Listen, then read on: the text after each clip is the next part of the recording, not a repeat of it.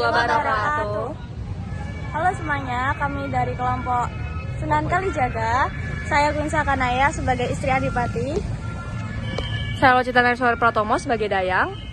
Saya Elika Presilia Yulianti sebagai orang mati. Saya Laisha Kalakelia sebagai warga. Saya Bintang Putri Rianti sebagai Dayang. Saya Muhammad Riza sebagai Sunan Kalijaga. Saya Arjuna Wiranata sebagai Demang dan Sunan Bonang. Saya Akbar Witriawan sebagai Adipati. Oke, saksikan ya drama kita selanjutnya. Oke, see you. Sunan Kalijaga yang bernama asli Raden Syahid merupakan putra dari Adipati Tuban, yaitu Temenggung Wilakata. Sejak kecil, Raden Syahid sudah diperkenalkan kepada agama Islam oleh guru agama Kadipaten Tuban. Tetapi, karena melihat keadaan sekitar atau lingkungan yang kontradiksi dengan kehidupan rakyat jelata, maka jiwa Raden Syahid pun beruntak. Di antara para demam, hanya sampai bisa menyampaikan petisi bahwa permintaan tertutup. Kami banyak orang bisa dipanggil, tapi kenapa demam lain mampu menghidupinya? Itu dilakukan dengan cara paksa, bahkan lebih banyak orang yang diambil daripada hasil yang mereka dapat. Tidak ada urusan, demi kepentingan kerajaan, jangan pedulikan. Sekali lagi kamu kayak gitu, saya cabut jabatanmu.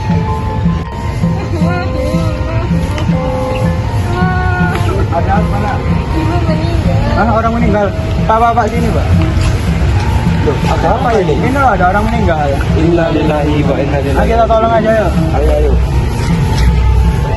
Setelah melihat peristiwa itu, Raden Syahid mulai berani mencuri di gudang penyimpanan hasil upeti Kadipaten.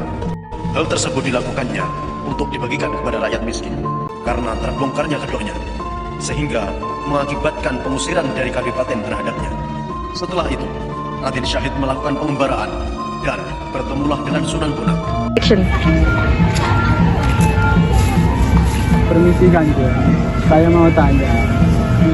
Kanjeng kan belum seberapa tua, tapi kenapa sekarang pakai tongkat? Ya, sebagai panduan saja, kan sudah mulai gelap. Bolehkah saya memegang tongkatnya Kanjeng? Ya, ini kan sudah jelas, ini itu tongkat. Tidak, soalnya kata orang-orang itu, tongkatnya Kanjeng itu berasal dari emas.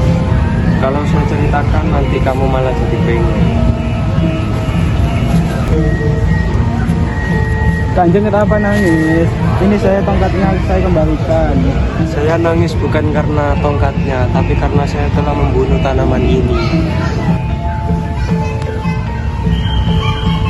Jika yang kamu inginkan itu hanya benda, ambil saja di sini.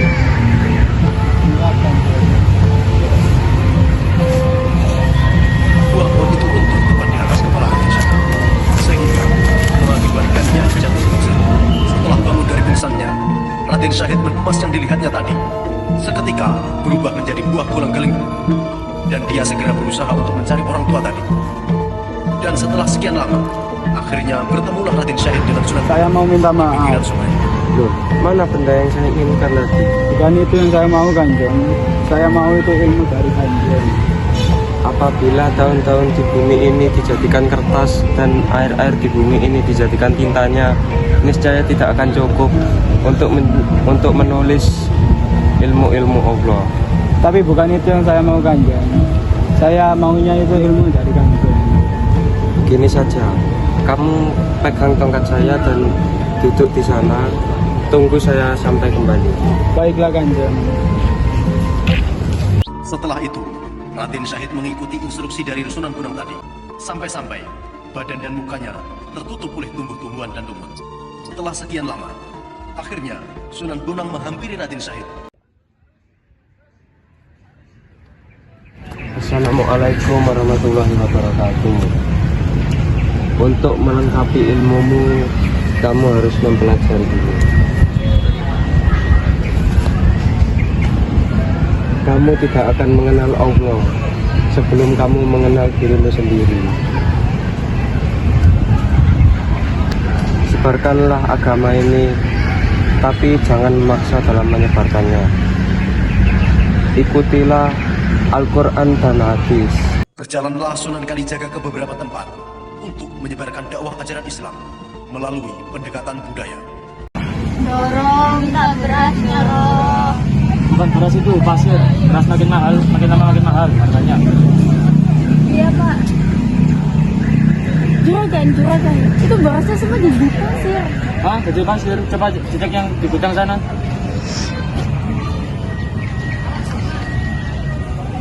Semua sudah jadi pasir juragan. Nah, itu jadi pasir semua, mati aku.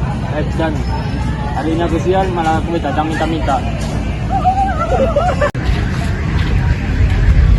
Apakah jenengan sebaiknya memberi beras ke mereka? Kenapa harus ikhlas? Jika Allah berkehendak, maka baik-baik itu akan kembali.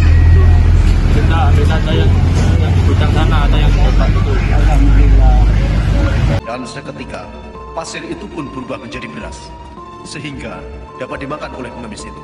Dan peristiwa tersebut menyadarkan kepada juragan beras untuk selalu bersedekah, karena di sebagian harta kita itu ada harta orang lain yang harus kita sedekahkan. Itulah dan seterusnya peristiwa dakwah Sunan Kalijaga di tanah Jawa dengan metodenya yang unik tersebut menjadikan Islam tersebar di tanah Jawa dengan mudah dan cepat.